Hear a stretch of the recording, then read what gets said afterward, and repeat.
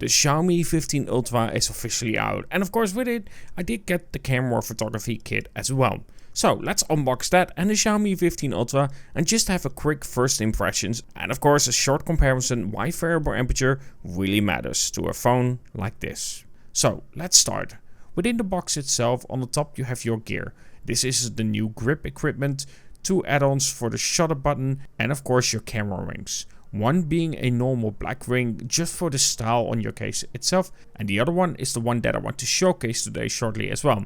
The 67mm adapter for filters. Now for those who've been here for a while already know what this is about. It allows you to put a filter on the case itself, be it an ND filter, a ghost filter or whatever you like to add, when it is a size of 67mm. Below those items you will find the case and the grip itself. Now I'm all about having a red Leica U accent, but my first impression is that I think they've done it the wrong way. The red should have stayed far more subtle. Just have a red ring, and then the grip itself has some small details that are Leica red. It really would make it pop more and give more of a luxurious look, where in this case, when it comes to this plastic, of course when you give it a color like this, it will stand out that it's plastic. The grip itself also has a lot of red around the frame, but it does have a new addition, that grip that you can attach. This easily is being attached by unscrewing the screw at the front itself, then place the grip over that and of course screw it back in. Do keep in mind, this grip does come close to your display, so no drop test with it because it can really easily damage your screen as well, because it would push against your screen when dropping it. Apart from that, the base looks very similar to the previous one from the Xiaomi 14 Ultra. We have the same button layout, the zoom and of course the two-tone effect as well. And at the bottom we have our lanyard and of course USB-C.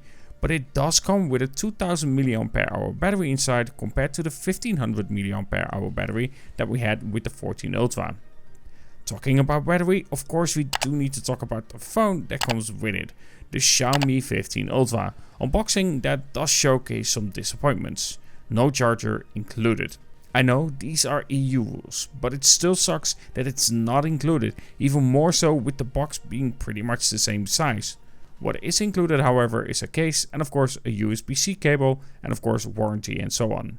Below that you will find your Xiaomi 15 Ultra. I ordered mine in black for one real good reason. I don't think that the silver black looks good by any means, and what I really wanted was that subtle red ring around my camera reflecting the Leica collaboration. Again, this is how it should be done. Very subtle but a really nice touch to it. That being said, I still think a phone like this should really have a micro SD slot, a shutter button in red of course naturally, and of course a headphone jack for better video recording. Now let's give this thing a quick test and showcase why it's so useful, but also why it's still so weird that it doesn't have a tripod mount. Now I'm shooting this with the front facing camera on the Xiaomi 15 Ultra, and I quickly want to discuss before I showcase the difference what that miss of variable aperture will do.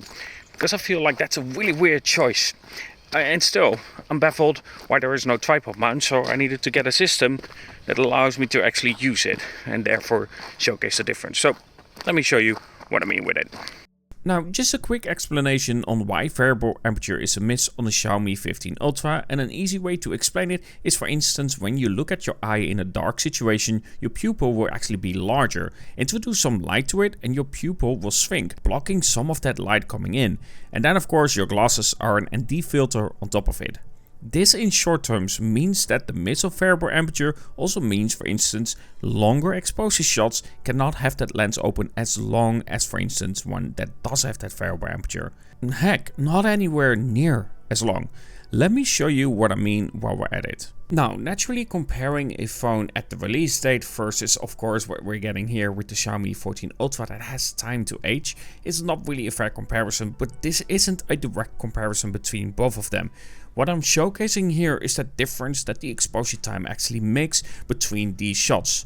Sometimes, however, you will see the ND filter having an effect on, of course, the shots itself, because an ND filter like this, especially variable ND filters, will sometimes create colors like a purple hue on the shot itself. This is my fault and not the fault of the phone itself. I should have turned it down a little bit, but I really wanted to make sure I give you as long as possible exposure to showcase the difference between both of them and what that actually means. Now, in this shot, it is really prevalent in terms of how long you can have that exposure on the Xiaomi 14 Ultra versus the Xiaomi 15 Ultra. 2.5 seconds with an f-stop of 1.6 and ISO on the Xiaomi 15 Ultra.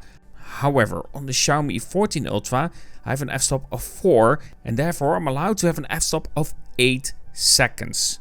Much longer exposure, not to mention that it is more balanced, and I have some exposure issues on the Xiaomi 15 Ultra where I don't have that on the Xiaomi 14 Ultra. That variable aperture is really a miss. Now let me show you a shot and the result itself when I'm using the same settings and how much darker the Xiaomi 14 Ultra is when I'm using the variable aperture. Now the reason you want a photography kit like this isn't because of the style, it's the functionality. The ND filter, for instance, is a huge benefit for if you want longer exposure shots, but it isn't limited to that. You can also use all kinds of styles and filters that fit on that 67mm thread. This gives you a lot more freedom, even more so when using, of course, Pro mode. And while we are on the subject of Pro mode, we can now also shoot ultra raw at a 50 megapixel resolution. Now when it comes to the kit though, there are some clear notes that I have for it. I would even call them oversights. For the camera kit, when it comes to the way that you use it, it does have like half a shutter, so you have the focus point. Then when you want to shoot, you press it in extra. And this is why it should have a tripod mount. So right now I need to use a tripod that has something that holds my phone. If, of course, with the camera kit itself attached, that's the space that I've left. What does that mean? If I try to put this one on, you can see it's actually hitting that part. And there's no space anymore. So it's kind of like loosely on there when I'm using it. So I need to then remove this and then I can use that. Also just noticed that disappeared. And this is the second time that happened. I hope it's in my jacket, but these are not screwed on properly, or at least they're not situated properly. They can easily let go. Now, so far while using it, there are some things that I already noticed that I'm not a fan of. Like, for instance, portrait. Where's my millimeter? I need to know which focal length it is. Like ×1, of course, like it's 23 out of my head. So then this technically should be 46, but it's probably 50. Like, why is there a times here? Don't like that.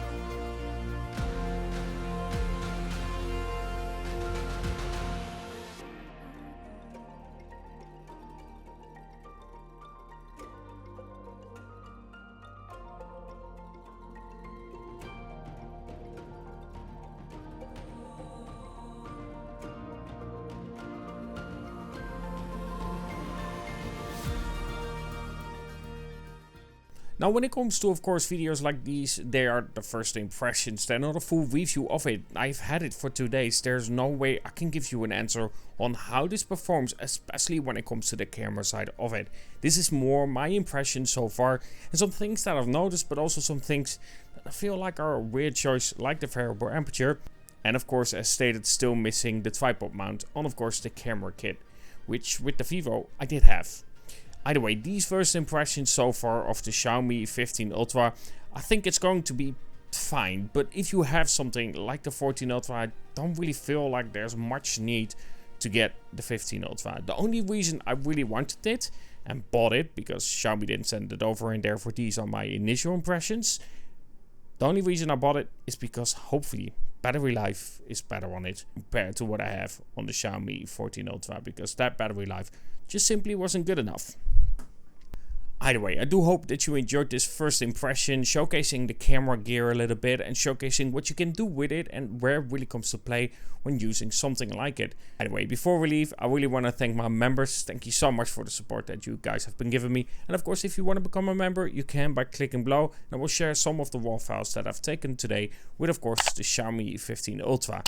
Either way, if you enjoyed my video, don't forget to subscribe, like, and so on. And stay tuned. I really want to take this on a trip again, but I'm looking for what kind of trip I'm taking with the Xiaomi 15 Ultra and where I'm planning to go with it. Either way, I hope you enjoyed this video. And of course, talk to you guys in the next.